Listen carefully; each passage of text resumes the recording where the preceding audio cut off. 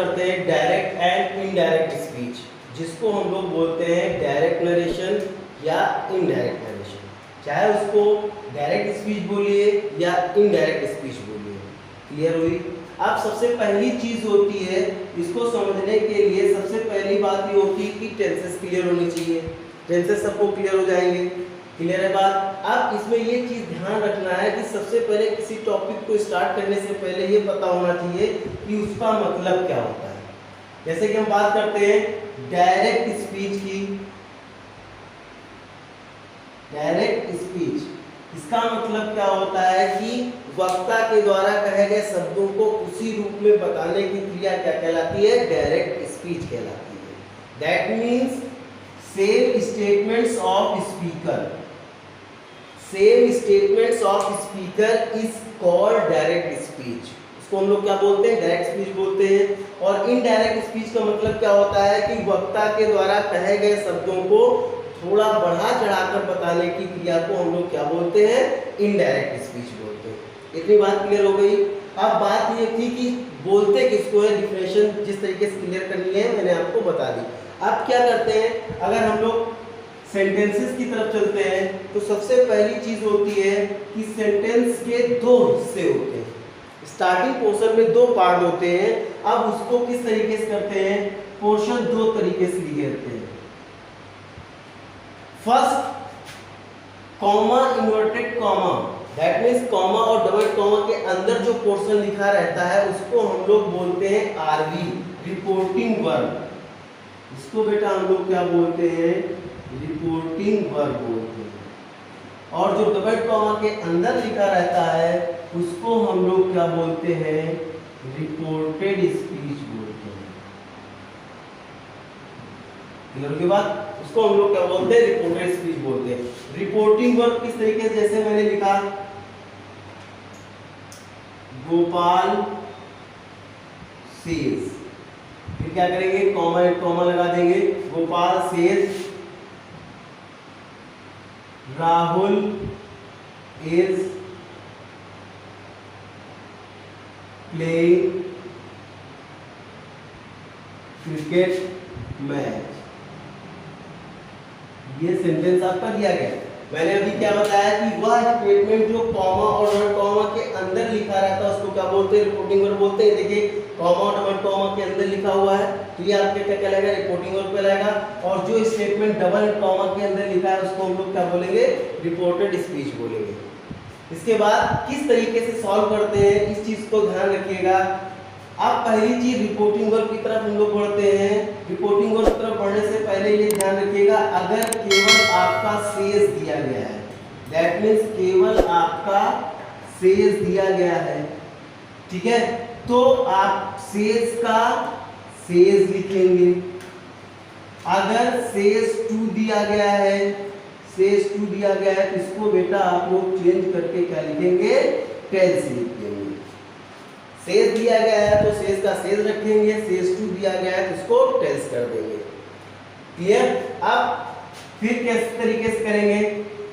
अब देखिएगा सेंटेंस की तरफ क्या दिया गया? गोपाल सेज। अब देखिएगा रिपोर्टिंग वर्ब में क्या कह रहा है? गोपाल सेज। अब देखिए अभी मैंने आपको बताया था कि अगर सेज होगा तो सेज का सेज ही रखेंगे, तो सेज दिया गया है तो इसका क्या करेंगे? गोपाल सेज का सेज लिख दिया। क्लियर? अब यहाँ पे जो कंजक्शन लगाते हैं हमेशा कंजक्शन दैट का यूज करते हैं। क्लियर? अब हम लोग रूल की बात करते हैं। रूल नंबर फर्स्ट होता है कि यदि रिपोर्टिंग वर्ब का सेंटेंस प्रेजेंट में है तो रिपोर्टेड स्पीच के सेंटेंस में कोई भी चेंजमेंट नहीं होगा, केवल कंजक्शन दैट लगाएंगे। ये रूल है। तो गोपाल सेज कंजक्शन क्या लगा दिया? दैट। अब हम लोग बात करते हैं प्रोनाउन की। प्रोनाउन की अगर हम लोग बेटा बात करते हैं तो प्रोनाउन में क्या होता है? जैसे कि फर्स्ट पर्सन प्रोनाउन होते हैं, सेकेंड पर्सन होते हैं और थर्ड पर्सन प्रोनाउन होते हैं। अब बात करते हैं फर्स्ट पर्सन प्रोनाउन। आपको पता है फर्स्ट पर्सन प्रोनाउन आई और we, second person pronoun you comma yours and third person pronoun he, she, it, they या किसी का नाम। ये थर्ड पर्सन प्रोनाउन। क्लियर हुई बात। अब किस तरीके से क्या करते हैं, बहुत छोटे से आपने पढ़ा होगा हाई स्कूल में भी, सन अपॉन 1 2 3 या ऐसे देखा। इसका मतलब क्या होता है, first person pronoun change according to subject, second person pronoun change according to object and third person pronoun no change, ये चेंजमेंट नहीं होता है। अब हम बात करते हैं, जैसे मैंने लिखा गोपाल सेज कनेक्शन, क्या लगा दिया, दैट लगा दिया। अब देखिएगा राहुल किस पर्सन प्रोनाउन, मैंने क्या लिखा है, ही शी इट दे या किसी का नेम, देखिए राहुल नाम है, किस person pronoun, third person pronoun है। अब देखिएगा third person pronoun means no change, third person pronoun जो है नहीं बदलेगा, उसको हम लोग एज इट इज लिख देंगे, राहुल लिख दिया। अब देखिएगा मैंने क्या कहा कि यदि रिपोर्टिंग वर्ब का टेंस प्रेजेंट में होगा तो रिपोर्टेड स्पीच के सेंटेंस में कोई भी परिवर्तन नहीं होगा।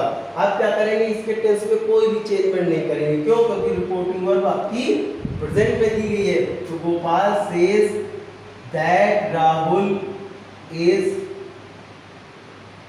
प्लेइंग क्रिकेट मैच, क्लियर होगी बात, ये चीज है, ठीक है। ये पहले नियम है, पहले नियम के अकॉर्डिंग इसको हम सेंटेंस को कंप्लीट कर दिया। इसी तरीके से अगर हम लोग दूसरा सेंटेंस लेते हैं, रूल फिर से सुन लीजिएगा, यदि रिपोर्टिंग वर्ब का सेंटेंस प्रेजेंट या फ्यूचर में है तो रिपोर्टेड स्पीच के सेंटेंस में कोई भी परिवर्तन नहीं होगा। आप देखिएगा जैसे लिखा मैंने, अमन सेज टू महिमा, comma inverted comma, you do not go to market, ये सेंटेंस दिया गया है कि रिपोर्टिंग वर्ब दी गई है, रिपोर्ट स्पीच है। देखिएगा अभी इसके पहले हमने डिस्कशन किया था कि अगर सेज टू होगा तो इसकी जगह पे बेटा क्या लिखेंगे, टेल्स लिखेंगे।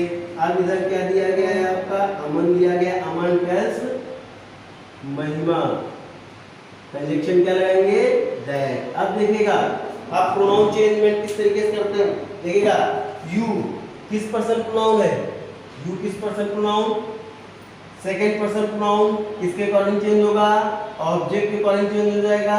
ऑब्जेक्ट देखिए महिमा, महिमा फीमेल है, जब फीमेल होगा तो चेंज करके आप शी लिखेंगे, अगर मेल है तो ही लिखेंगे। तो अमन tells Mahima that he, clear होगी बात, सॉरी महिमा दिया गया, आप फीमेल है चूंकि तो क्या लिखेंगे बेटा, शी लिखेंगे, अगर यहाँ पे मेल होता तो क्या लिखते, ये लिखते। तो किस तरीके से होगा, अमन टेल्स महिमा दैट शी। अब देखिएगा टेंस में कोई चेंजमेंट नहीं होगा, देखिएगा यू के साथ डू लगा था, ठीक है, यू के साथ डू लगा था तो शी के साथ आपका क्या लगेगा, डज लगेगा, क्योंकि चेंजमेंट नहीं होगा, प्रेजेंट रिपीट टेंस का ये भी है, प्रेजेंट रिपीट टेंस में यू के साथ डू लगा है तो शी के साथ आपको पता है क्या लगेगा, डज लगेगा। हो जाएगा Aman tells Mahima that she does not go to market, clear, clear होगी बात। मतलब इस तरीके से हम लोग सेंटेंस को कंप्लीट करेंगे। ये तो बात थी कि रिपोर्टिंग वर्ब अगर आपका प्रेजेंट या फ्यूचर में है तो। एक दो सेंटेंसेस और भी देख लेते हैं। ऐसे हमने तीसरा सेंटेंस लिया, Amit says to his father, comma inverted comma, Amit says to father, I shall not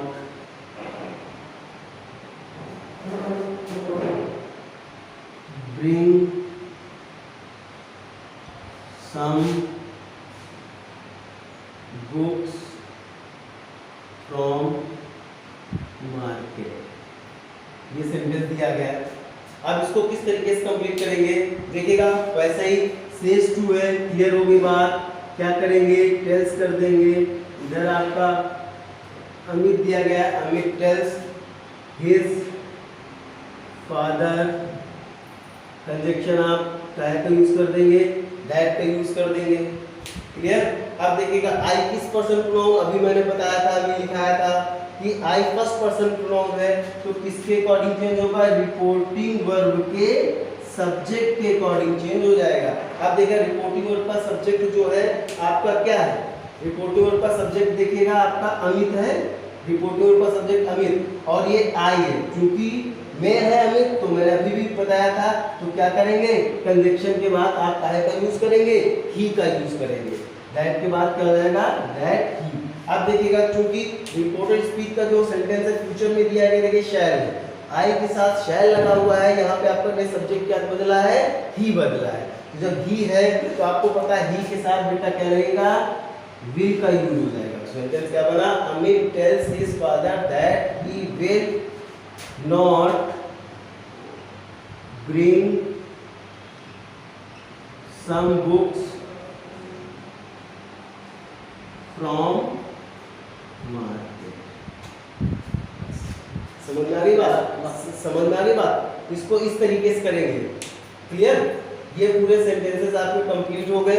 ये किसमें थे, डायरेक्ट एंड इनडायरेक्ट, मतलब प्रेजेंट और फ्यूचर के तरीके से सेंटेंसेस, क्लियर हो गई बात। ये जो सेंटेंसेस है, ये सेंटेंसेस बिलोंग करते हैं रिपोर्टिंग वर्ब के सब्जेक्ट से, कि रिपोर्टिंग वर्ब का सब्जेक्ट प्रेजेंट में है या फ्यूचर में है।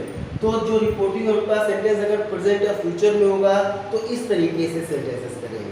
अब हम अगले टॉपिक में नेक्स्ट वीडियो में बात करेंगे कि यदि रिपोर्टिंग वर्ब आपका जो है वो पास्ट में है तो रिपोर्टेड स्पीच के सेंटेंसेस में किस प्रकार के परिवर्तन होंगे।